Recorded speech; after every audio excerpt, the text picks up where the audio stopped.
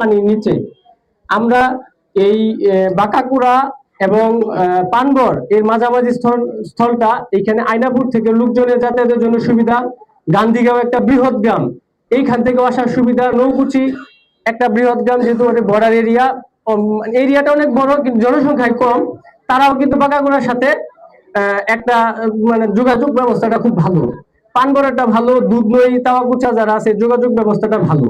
আমরা চাচ্ছি যে এই ইউনিয়ন পরিষদটা যদি বাঁকাকুড়া, যেহেতু একটা স্কুল আছে, একটা কাংশা ইউনিয়নের মধ্যে সবচেয়ে বৃহৎ বাজার, এবং ওই বাঁকাকুড়া একটা স্কুল, হাই স্কুল আছে, একটা প্রাইমারি স্কুল আছে, ভূমি অফিস আছে, এরপর হচ্ছে এখানে এনজিও আছে 2টা।